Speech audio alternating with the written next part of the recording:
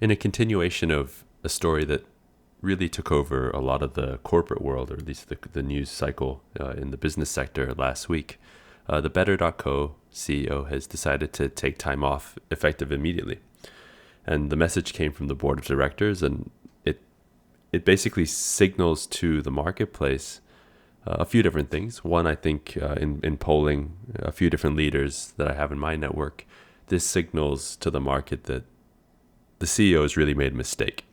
And whether the decision was driven by the CEO himself or by the board of directors, you've got the sense here that the priority for the company, at least at this point, especially when it relates to the image of the CEO, who is the founder of the company. So there's a lot of value in having them still steer the company going forward, especially if they go into an IPO. And they're going to try and shield him from at least the public sentiment at the moment.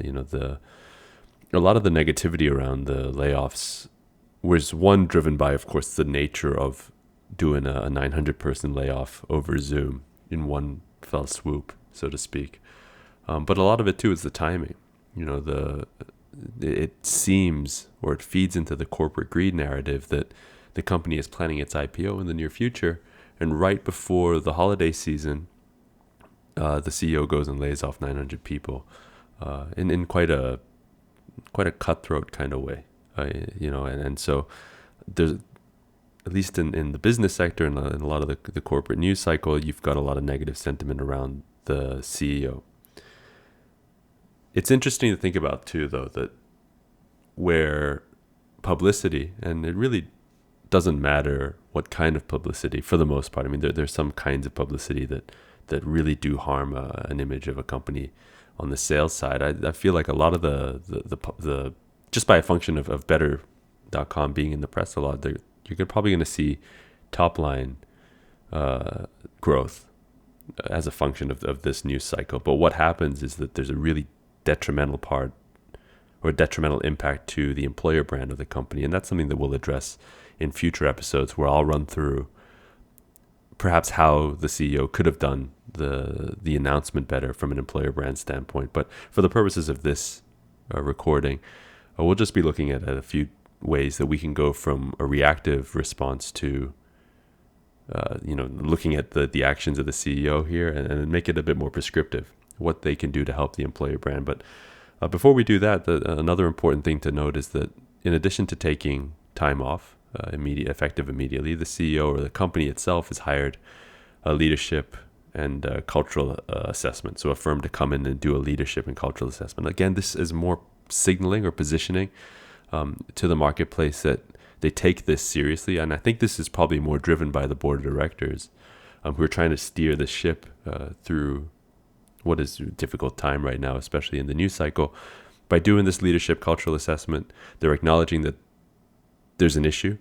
So somebody somewhere thought that it would be a good idea for the CEO of the company to lay off 900 people over Zoom. And so they've got to address that issue somehow. And they've got to pinpoint the root cause of where that, from a decision-making standpoint is a good idea.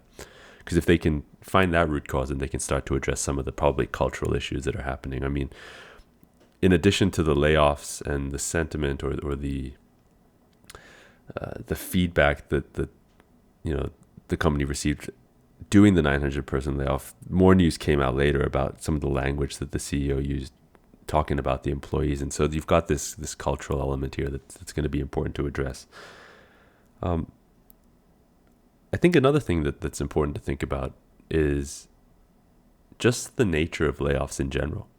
Layoffs are necessary, right? High growth companies do a lot of hiring to speed up their growth trajectories. But as a function of that, if the market softens at all, layoffs are inevitable. Rifts are inevitable, reductions in forces.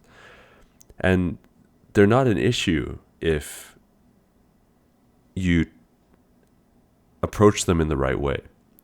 And approaching them in the right way is doing everything that you can, powered by your balance sheet, to make sure that the people who are affected by the layoff land on their feet and are fine going forward.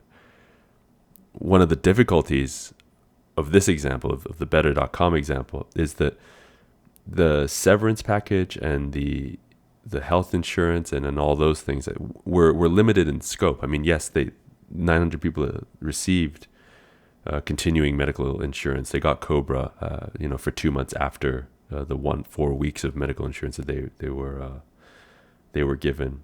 I think a lot of them also received a few weeks of severance pay too.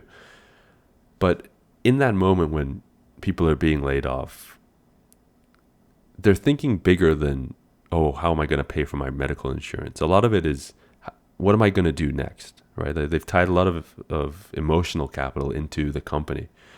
And so, okay, how are my skills going to translate to finding a new job? How am I going to find a new job? Am I ready to find a new job? All of these things go through the mind of the individual being laid off, just as much as the money side. I mean, the money side is important, of course. How are they going to pay their rent or their mortgage? Those things come to mind too. But there's also the factor of how are they going to land on their feet. A lot of individuals who face layoffs, perhaps haven't had to look for a job in a long time and aren't sure that they have the requisite skills or the requisite kind of confidence to nail an interview, to land another job like the one that they had. And so those are things that need to be addressed too. What happens when you lay people off over technology and don't provide a support system by way of something like outplacement is that you let people fend for themselves. And that's the worst kind of thing to do from a sentiment standpoint, from an experience standpoint, because people, when they're fearful or when they're scared or when they're uncertain, will do things like lash out on Glassdoor and lash out on different platforms and really try and chip away at the employer brand of an organization. And those things are difficult to recover from. Already I think there are really serious employer brand implications that they're going to have to address going forward. But by not providing the requisite or the appropriate amount of outplacement support to make sure that these 900 people are able to land in their next role as swiftly as possible, was a real oversight, I think, from the Betterment leadership. I think it's an easy way to soften the blow for a lot of people. It's pretty cost effective too, and it's, I think, more effective on the emotional capital side than something like severance pay and whether they get COBRA or not for a couple of weeks. And so when people choose outplacement providers or when they choose that kind of RIF support that they need, a lot of people will think, okay, well, technology is probably the way to go. But while it's trendy to think about technology, giving people access to portals and job boards and different things like that, layoffs are a little bit different than most other reasons to go with a SaaS platform as your vendor or your service providers. Layoffs and RIFs they're very emotional. They're human driven, and so choosing firms that are able to give you a little bit more coaching support and support on the human side, I think is important. And so that's one place where, if your organization is doing or facing a RIF of significant scale or even small scale, making sure that you find not only are you looking after the individuals financially if your balance sheet can afford to, but making sure that you're supporting the individuals by giving them access to coaches and giving them access to resume writers and different things like that, so that they feel like, okay, not only am I looked after financially, I can take this blow over 4, 8, 12 weeks. The company cares about me enough to give me the support so that I can go and find a job, ideally a better job, and land on my feet and make sure that this is not a negative step in my career. And I think that's really important from a leadership standpoint at an organization that's contemplating doing something like a downsizing, whether it's because of the market softening or whether it's because they're trying to position themselves more cost effectively or efficiently for an IPO, make sure that their margins are in a better place. Just making sure that the people are looked after, because the people are the ones that drive your employer brand going forward. And so speaking of employer brand, I think that's one of the most important parts of the story, in that this is a company that is rapid growth. I mean, one of the highest ranked kind of startups in terms of performance over the last few years. I mean, it's one of those real exciting places, I think, to work. But this, I think, really hurts the employer brand. I mean, if you just did a random poll of 10 of your friends, I think, and asked them, look, would you join Better.com today?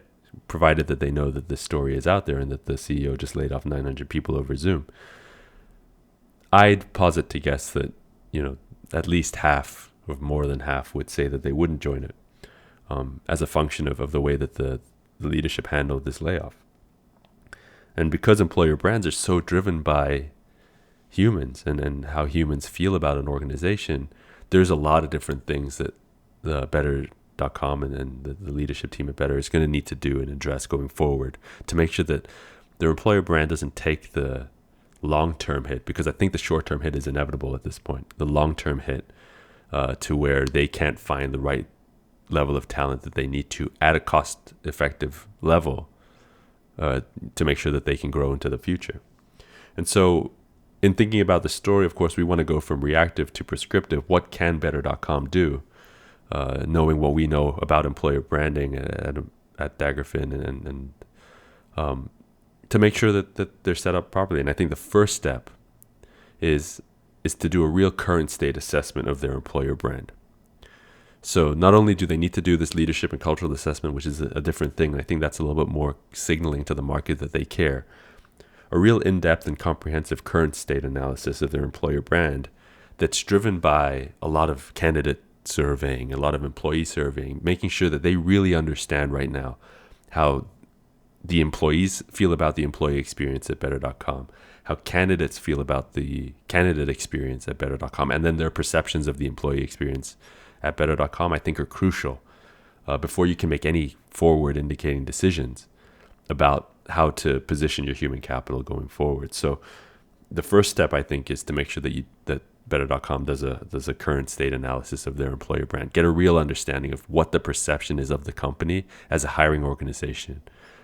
Then that leads into things like making sure that they've got the infrastructure in place, that they can track things like their cost per hire or their time to hire over the next 3 to 6 to 12 months, so that they can see if they've got historical data to make sure that they haven't dipped too far from where they were before. Because you can see the employer branding impact if you get a large increase in your cost per hire, if you get a large increase in your time to hire, because that signals that something's changed in the sentiment around your organization. So making sure that they've got the infrastructure in place that they can actually project that out.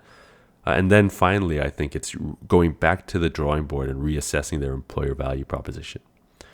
So whatever the company was positioning itself from an employer value standpoint historically, I think they've got to really redraw everything and make sure that if it was hyper growth, if it was, X or Y or Z going forward, it's now got to probably lean a little bit heavier into looking after its people because of the way that the layoffs were handled and the sentiment or the perception around the way leaders at Better.com view their employees.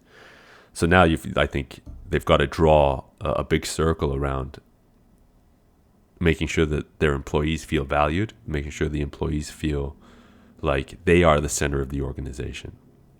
Because we've got to remember that a few days after the Better.com CEO or the news came out about the layoff, he issued an apology stating that, in his actions, I'm paraphrasing here, but in his actions, he undervalued the contributions of a lot of the employees. And I think that's something that, especially in this day and age, and we've talked about it in prior recordings and prior episodes, that the current generation of talent is looking to be valued by their employer. I think that's one of the reasons why you feel one of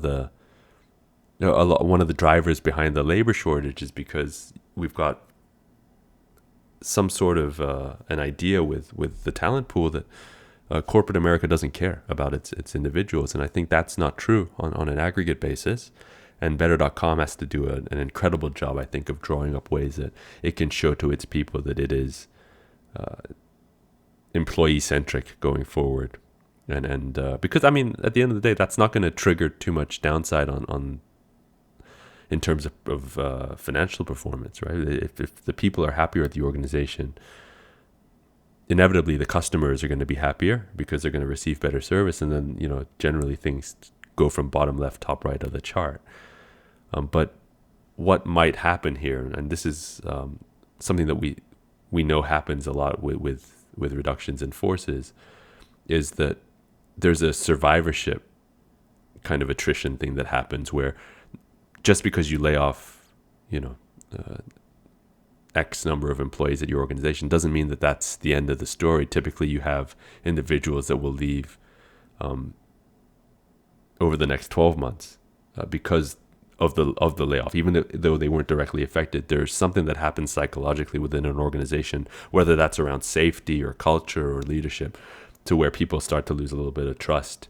And so making sure that their employer value proposition going forward is structured around looking after their individuals, making sure that they have avenues for growth, making sure that they have avenues to pursue whatever they want to pursue, making sure that they're able to, quote unquote, bring their whole selves to work, I think is going to be very important for Better.com going forward. Otherwise, their employer brand is going to take a long-term hit, which is going to drive up their cost per hire. It's going to drive up their time to hire. And it's just going to make accessing the level of talent they probably need as a company that's looking to IPO and continue this rapid growth trajectory, that they're going to need this level of talent. And if they don't sort out their employer brand, their employee experience, their candidate experience, the perceptions around working at this organization, they're going to really struggle, I think, going forward. So I'm going to be keeping an eye on this company, of course, over the next 6 months, 12 months, in terms of their just their general performance, because I think it's going to bleed. It's going to be a function of how well they navigate the employer brand issues, that their actions in the last 2 weeks or the last 3 weeks or so with the layoff and then the subsequent apology and then the CEO taking time off is gonna trigger. So if you enjoyed this video, please consider subscribing to the channel, hitting the like button, just so that you get these updates as they come out.